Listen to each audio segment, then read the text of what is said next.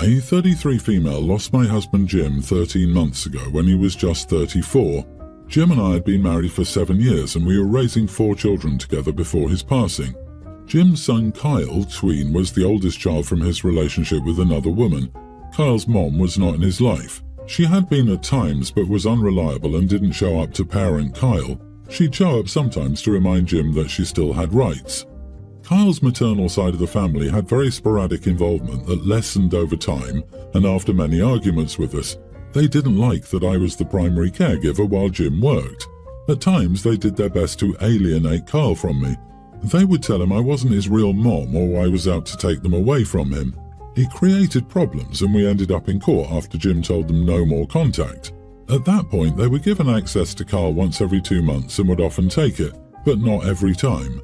After Jim died, Kyle's maternal grandparents sued for custody. A guardian ad litem was brought into the case, and Kyle told the guardian he wanted to be with his real family, who he considered to be his maternal grandparents. He told the guardian he was tired of me taking him away from people he was meant to be with.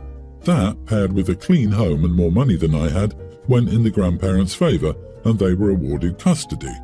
My husband's parents were extremely unhappy about this, and when it soon became clear that the grandparents would not allow any contact between Kyle and his siblings, it was even more clear that my husband's parents felt that I should have done and be doing more. They made some comments occasionally, and I asked them to please not. I told them we were grieving enough without them turning on me. They asked me if I ever really loved Kyle and how I could let him go. The truth is I do love Kyle and I always have. I would have loved to be his mom and always saw him as my first child. If he showed up tomorrow and wanted to stay, I would let him. I even sent him to his grandparents with a few of his dad's things. But he was messed around so much by people, and I know the trouble from his maternal family caused a trauma that damaged our bond. And I know he's struggling with loyalty issues. Letting him go might be the only way to save him from more. And it's also the only way I can continue to look after my 3 biological children, who have lost their dad. On Saturday, my husband's parents were over to spend time with the kids, and they told me Jim would be so ashamed of me for letting Kyle go. I don't know why this set me over the edge, but it did. I lost my temper in front of the kids, and I told them Jim would be more understanding than they had been, and he would never have wanted them to treat me with such a cruel disregard. I then made them leave. They were furious with me for speaking to them that way in front of the kids. Am I the idiot? Wow, it's okay for them to criticize you in front of the kids, but inappropriate for you to respond. How convenient. You are not the idiot. If Kyle told the judge he wanted to go, then there would have been nothing you could have done to change the outcome. Grieving people can be such idiots sometimes. It's unbelievable. How could you let him go? Because keeping him hidden in the attic would have been illegal, and there are no words for Kyle's maternal grandparents either, like they can eat rocks. Jim's parents possibly think they are helping with their insensitive comments. Indeed, they are grieving the loss of their son, and probably they have misplaced anger toward you, but they are behaving wildly inappropriately given the situation. Do they think it's so easy being a young, recently widowed mom of 3 young kids, and you're supposed to fight the maternal side of the eldest son's family too? I really wish Jim's parents were providing you a whole lot more support and a whole lot less judgment and grief. Maybe you can talk with them at some point about what you need from them, and maybe you can't. But you are definitely not the idiot here, and I hope things get better for you. A couple of months ago, my girlfriend started working a new role for airport ground operations, which involved driving and getting some certifications. The day she started, her company made a LinkedIn post with a picture of her about how she was the first woman to join the team and also encouraged more women to apply and get the certifications. Literally the day after, she messed up badly at work and crashed a vehicle into a plane. No one was hurt, but the plane was damaged and a flight had to be delayed. It was really silly since she accelerated when she thought she was braking and made it worse. The same had actually happened to her while driving on the road once when she rear-ended a car. It's been a few months since that happened, and I obviously didn't say anything to make her feel too bad at the time. However, we were just talking about it in conversation. I told her that I found it pretty funny since she messed up the day after they made that LinkedIn post about empowering women in these careers. I thought we could laugh at the irony together since it's been a while, but she called me an idiot and accused me of making her confidence worse. She now works a different job in retail, so it's not like she's still working there.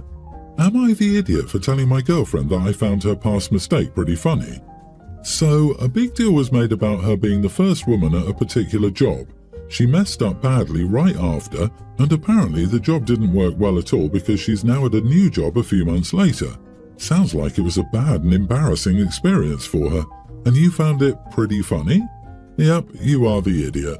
It also sounds like she lost her job due to this incident. If she was still at her job going strong, it would be funny to the person. She'll soon be your ex-girlfriend.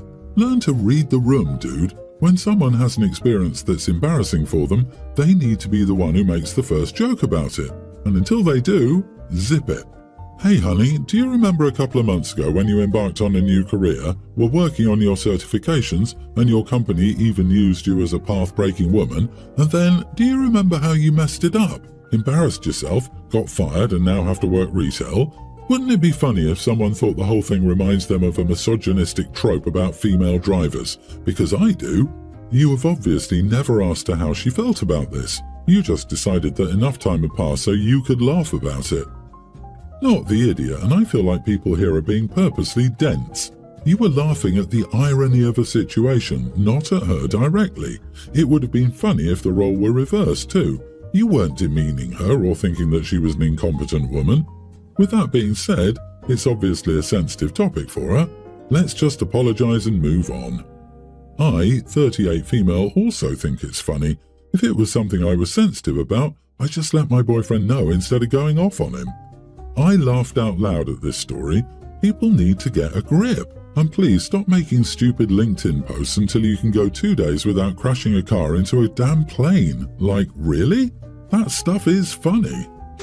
My, female 31, and my fiancé, male 35, are getting married. His brother, 41, and his bro's wife, 34, are due to have a baby any day. The kid will be 7 or 8 months old by the time we get married. We live an hour from my in-laws, bro, sis, mother and father. The wedding will be 4 or 5 hours away for us all. 2 months before telling us they were expecting, we had a conversation where, in very clear terms, they told us, children are not in our immediate future. At the time, they were living with her parents. She's an only child and he had switched jobs. So you can imagine we were happy, but also confused as they went from no kids, we aren't ready to, we're cooking up a kid. This baby is a complete shock and has become the sole priority for my in-laws in a way that has become hurtful. We're having a child-free wedding. The only exception we've made to this is my future nephew. My fiancé asked his brother to be his best man. My sister-in-law is not involved in any part of the day except to be my brother-in-law's +1. My mother-in-law initially said she would plan my bridal shower with my mom. She casually mentioned to me one day that she didn't have the bandwidth to host my bridal shower as she would be helping with childcare for sister-in-law. I don't understand how the two are related, but my mom will plan an excellent bridal shower without my mother-in-law. I pushed my wedding dress shopping date back because my mother-in-law didn't want to spend 2 weekends traveling for dress shopping and a baby shower. My fiancé expected that his brother would plan a bachelor party. Up until recently, the plan was to take an international trip, but now that he will be a father, he won't travel far. My fiancé is unhappy about this and has argued that some of the domestic destinations they're selecting are further than some international places. Now that the baby is due to be here any day, my brother-in-law has preemptively requested that we give them the bridal suite, the space on site at the venue where we can get ready, refresh and relax, access to care for the baby.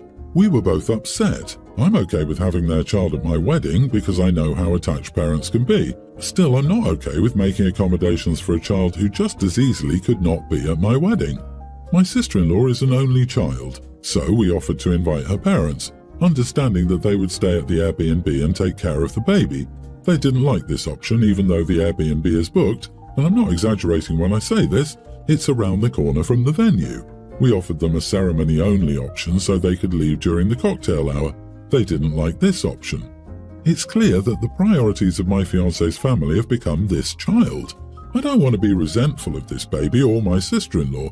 Yet, before we finalised our menu, we're being asked how to make our wedding comfortable for a baby we didn't expect would be there. Am I the idiot for saying, no, you cannot use the amenities provided to us as bride and groom to give your kids some milk and a nap? Not the idiot. If it gets to be too much, you can always tell your sister-in-law that maybe they shouldn't bring the child. Prepare for a crap storm, weather it out, and when it's all done, you will either find your sister-in-law and maybe your mother-in-law will boycott your wedding, or they will be grateful that you're willing to relent and allow them to bring the child at all. Remember, it's not your mom and sister, it's your soon-to-be husbands. Let him worry about their relationship. You worry about your boundaries and not letting his family walk all over you. Stop discussing it with them. You have given them options. If they don't like them, they can find options or stay home. It's not your job to make accommodations for their baby. They were comfortable communicating their boundaries, and so should your fiancé. If there is a blowback, then just say, "Sorry you feel that way, but the answer is still no," and then repeat. Plus, ensure you inform the hotel and wedding coordinator that no one has permission to enter that room. Everyone's the idiot here. They can ask, it's not like you are the Pope and cannot be bothered by the masses, though I see nothing wrong with letting them use the space with the fiancé, seeing that they are his family, but your whole attitude is coming off as, "It's my day, why do you care about a baby?" It doesn't matter if the baby wasn't planned, it's coming, and yes, the soon-to-be in-laws will care more about that than your wedding. I see your future brother-in-law dropping out of the wedding if you or your fiancé push this too far.